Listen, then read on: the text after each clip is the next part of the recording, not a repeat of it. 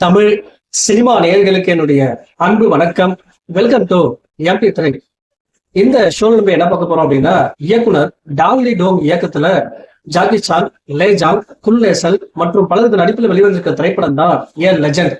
இந்த படம் தமிழ்ல விஜயபுரி வீரன் அப்படிங்கிற நேம்ல டப் செய்யப்பட்டு ரிலீஸ் பண்ணியிருக்காங்க. இந்த படம் எப்படி இருக்கு, இந்த படத்தினுடைய கதை என்ன அப்படின்னு சொல்லி பார்க்கலாம் வாங்க. அதாவது தமிழ்ல ஜாக்கி சான் படம் அப்படின்னாலே ஒரு தனி ரசிகர்கள் கூட்டம் இருக்கு. கிட்டத்தட்ட 40 வருடங்களுக்கு மேல அவங்களுடைய படம் தமிழ்ல டப் செய்யப்பட்டு ரிலீஸ் பண்ணிட்டு வராங்க. நல்ல வரவேற்பை பெற்று வருது. ஒரு சில இடைவெளிக்கு பிறகு இப்போ மீண்டும் தமிழ்ல டப் செய்யப்பட்டு ரிலீஸ் பண்ணியிருக்காங்க. இந்த படம் எப்படி இருக்கு அப்படின்னு சொல்லி பார்க்கலாம் வாங்க. இந்த படத்தினுடைய கதை என்ன அப்படின்னா, பழைய கால சீனாவுல கபடபுரா, விஜயபுரி அப்படிங்கிற 2 நாடு இருக்கு. அந்த கபடபுரா இளவரசன் வந்து பாத்தீங்கன்னா மற்ற நாடுகள் மீது போத்தெடுத்து அதை அடையணும் அப்படின்னு சொல்லி ஆசைப்படுறான். அந்த இளவரசன் பேர் வந்து பாத்தீங்கன்னா ஹாரித் ரகுமான். இவன் தன்னுடைய அப்பா தன்னுடைய தம்பியை கொலை பண்ணி அந்த நாட்டுக்கே அரசன் அப்படின்ற மாதிரி அறிவிக்கிறான். அது மட்டும் இல்லாம தன்னுடைய நாட்டின் தளபதி மகளா இருக்கக்கூடிய குல்நேசலை திருமணம் பண்ணணும் அப்படின்ற மாதிரி ஆசைப்படுறான். ஆனா குல்நேசல் அதுக்கு மறுப்பு தெரிவிக்கிறாங்க. இப்படியே போயிட்டு இருக்கிற சமயத்துல விஜயபுரி வீரர்களான ஜாக்கி சானும் அவருடைய நண்பன் லே ஜாங்கும் இணைந்து இந்த குல்நேசரை காப்பாத்துறாங்க. அது ஒரு பக்கம் போகுது. லே ஜாங் வந்து குல்நேசரை ஒரு பக்கமா லவ் பண்றாரு. ஆனா குல்நேசர் வந்து பாத்தீங்கன்னா ஜாக்கி சானை லவ் பண்றாங்க. அப்படியே போயிட்டு இருக்கிற சமயத்துல விஜயபுரி நாட்டின் மீது கபடபுரா அரசன் ஹாரித் ரகுமான் வந்து போர் தொடுக்கிறாரு. இது வந்து பழைய கால கதையா இருக்கு. அப்படியே பிரசண்டா வந்தீங்க அப்படின்னா, இந்த கால கதையில ஒரு வயசான தோற்றத்துல ஜாக்கி சான் நடிச்சிருக்காரு. அது ஒரு ஆராய்ச்சியாளரா இருக்காரு. அவருக்கு உதவி பேராசிரியரா உதவி துணை ஆசிரியரா லே ஜாங் நடிச்சிருக்காரு. இவங்க ஒரு மரகத நாணயத்தை கண்டுபிடிக்கிறாங்க ஆராய்ச்சியில. அந்த நாணயத்தை தொடும்போது பழைய கால நினைவுகள் எல்லாமே ஞாபகத்துக்கு வருது. அது மட்டும் இல்லாம அந்த கால கட்டத்துல இருக்கிற ஒரு பழைய புதையலை கண்டுபிடிக்கிறாங்க. அந்த புதையலை அடையணும்னு நினைக்கிறாரு ஹாரித் ரகுமான். அந்த கால கதை இந்த கால கதை என திரைக்கதையில மாறி மாறி வருது.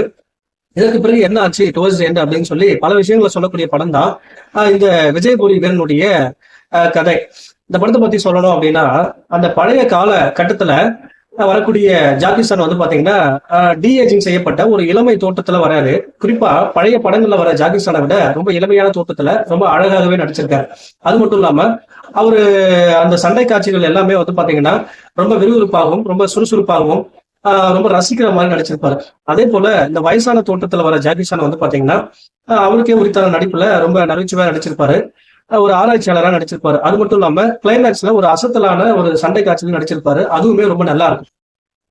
அதே போல அந்த ஜாக்கி சானுடைய காதலியா இருக்கக்கூடிய குல்நேசர், இவங்க அந்த பழைய கால கட்டத்துல தளபதியினுடைய மகளா ரொம்ப அழகா நடிச்சிருப்பாங்க. குறிப்பா ஜாக்கி சானை லவ் பண்ற அந்த காட்சிகள் ஆகட்டும், ஆரித் ரகுமானை எதிர்த்து போர் செய்யற அந்த காட்சிகள் ஆகட்டும், ரொம்ப சிறப்பான நடிப்பை வெளிப்படுத்தியிருப்பாங்க. அதே போல ஜாக்கி சானுடைய நெருங்கிய நண்பனா வரக்கூடிய லே ஜாங் ஒரு சிறப்பான சண்டை பயிற்சியாளராக நடிச்சிருப்பாரு. அது மட்டும் இல்லாம குல்நேசரை உருகி உருகி காதலிக்கிற அந்த காட்சிகள் ஆகட்டும் ரொம்ப சிறப்பா நடிச்சிருப்பாங்க. அந்த காலக்கதை இந்த காலக்கதை என 2 காலகட்டத்திலையும் எடுக்கப்பட்ட அந்த லொகேஷன் எல்லாமே வேற லெவல்ல இருக்கும். குறிப்பா விஷுவல் ட்ரீட்டா இருக்கும். வேற லெவல் விஷுவலா இந்த படத்தை எடுத்திருப்பாங்க. இந்த படத்தினுடைய ஒளிப்பதிவாகட்டும் பின்னணி இசையாகட்டும் பிரிச்சு மேஞ்சிட்டாங்க அப்படின்னு தான் சொல்லணும். அந்த அளவுக்கு பக்கவா இருக்கு. குறிப்பா அந்த கிளைமேக்ஸ் காட்சிகள் ஆகட்டும் சண்டை காட்சிகள் ஆகட்டும் 1000 குதிரைகளுடன் ஜாக்கி சான் சண்டை போற காட்சி எல்லாம் வேற லெவல்ல இருக்கும். இந்த படம் கொஞ்சம் ஸ்லோவா போகும். மற்றபடி இந்த படத்துல பிரச்சனை அப்படிங்கிறது பெருசா ஒண்ணுமே இல்லை. குறிப்பா சொல்லணும் அப்படின்னா அந்த சரித்திர கால கதையையும் இந்த கால கதையையும் சேர்த்து ஒரு படமா எடுத்திருக்காங்க. தமிழ்ல ராஜமௌலி இயக்கி வெளிவந்த அந்த மகதிரா படம் மாதிரியான ஒரு திரைப்படம் அப்படின்னு சொல்லலாம். படம் ஒரு தரமான படம் அப்படின்னு சொல்லலாம். இந்த படத்துக்கு நான் கொடுக்குற ரேட்டிங் 5 to 3.5. அடுத்த விமர்சனத்தை சந்திக்கலாம். நன்றி.